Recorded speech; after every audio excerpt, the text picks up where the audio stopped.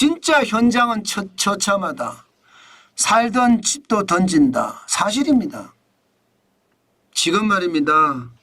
벌어서 이자도 못 갚기 때문에 집이 경매로 넘어간다는 이야기.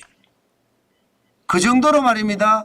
우리 경제 상태가 좋지 않습니다. 실제로도 한번 보실래요? 전국의 아파트 경매 현황입니다. 2023년 1월을 보면요. 1739건이었습니다. 그런데 지금은요. 지금 2024년 11월 기준으로 보면 3,403건이에요.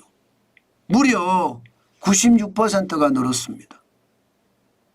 2023년, 2024년 11월까지 96.0%가 늘었어요. 굉장히 많이 늘었죠. 많은 사람들이 뭐 영끌해서 샀든 아니면 뭐 빚을 조금 내고 샀든 이자를 못 갚는 사람들이 많으니까 그 아파트가 경매로 넘어갔다는 뜻이에요. 그것도 거의 역대급으로 말입니다. 3,403건이면 역대급이거든요. 문제는 여러분, 문제는 그렇게 가더라도요. 제대로 값을 인정 못 받습니다. 일반적으로 낙찰가율이 경매에 넘어갔을 때 내가 받을 수 있는 최소한의 금액이거든요. 낙찰 금액이거든요. 10억짜리가 지금은 8억 3,500만 원을 받는다는 뜻이에요. 1억 6,500만 원이 날아간다는 뜻입니다. 경매 가격이 일반적으로 감정 가격이거든요. 감정 가격에 그만큼 날아간다는 뜻이에요. 물론 말입니다. 2023년 1월보다는 나아요.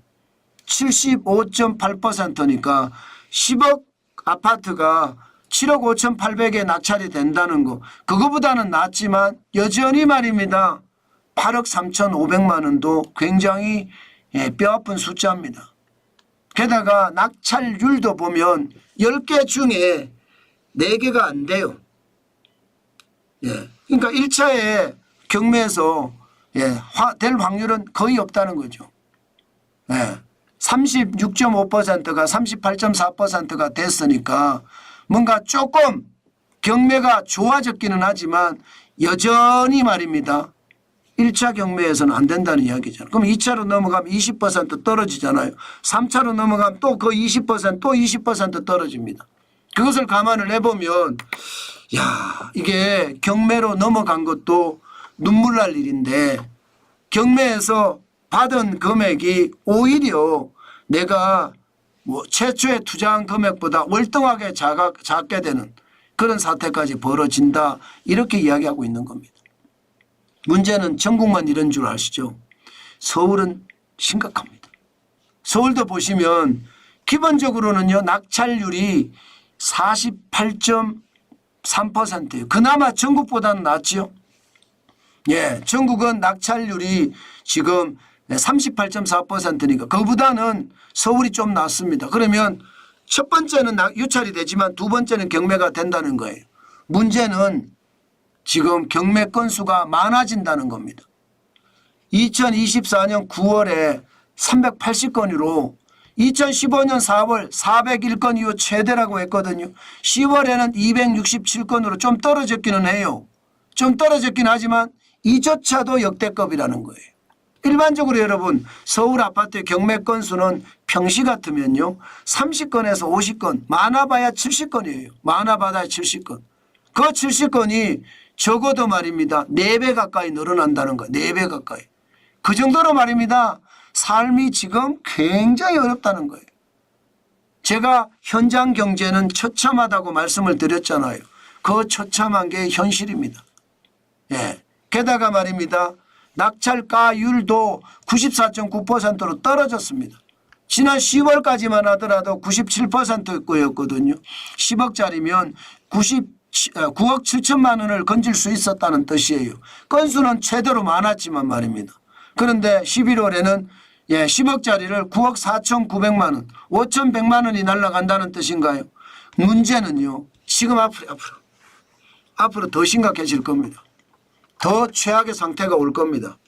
그게 더 문제죠. 예, 비상계엄 사태 이후에 탄핵 후폭풍은요 아마 경제를 휩쓸 거다 하는 게 전체 시장 전문가들의 이야기니까 더 심각한 상황이 앞으로 터지겠구나 그 생각도 진짜 많이 해봅니다. 게다가 지금 경매가 숫자가 많다고 해서 여러분 시장 가서 경매하시면 안 됩니다. 제가 봐서는 경매 이 숫자 툭툭 떨어질 겁니다. 많이 떨어질 가능성도 있습니다. 지금 이 낙찰가율이 94.9%잖아요. 낙찰률은 서울에 48.3%고요. 이거 앞으로 더 떨어질 거예요. 위기 때를 생각을 해보고 천천히 시장을 봤으면 좋겠습니다. 당장 말입니다. 예, 당장 경매 시장에 들어가는 것은 저는 아니라고 봅니다. 물론 경매에 넘어간 분들한테는 안타까운 일이지만 투자를 하는 사람들 입장에서는 지금은 아니라는 거죠. 점점 말입니다. 점점 시장을 좀 더 냉철히 들여다보고 시장에 좀 뭐라고 해야 될까요? 이성적인 행동을 해야 된다고 해야 될까요? 그게 지금은 필요하다. 그 말씀 오늘도 강조해 드립니다. 반드시 그렇게 시장을 저는 적극적으로 능동적으로가 아닙니다. 보수적으로 접근하라는 뜻입니다. 참 시장이 어려워지는 걸 보니까 진짜 가슴이 아프죠. 정환진 TV가 늘 이야기했지만 경제가 나쁘다 맞습니다. 제가 지표를 보고 늘 이야기할 때마다 그런 이야기를 들었는데 여러분 그냥 이 지표만 보시더라도 그렇잖아요. 2020년부터 제가 유튜브를 이때부터 했거든요. 계속 나쁘잖아요. 경매 건수가 늘어나잖아요. 좋은 일이 없었습니다. 좋은 일이. 제 이야기가 틀린 얘기가 아니라니까요. 저는 제 얘기를 틀리게 받아들이지 마시고 뭐 망한다, 위기다, 최악이다 이런 말을 많이 쓰니까 그런 이야기 하시는 분들도 많은데요. 결국은요. 정환진 TV가 옳았다.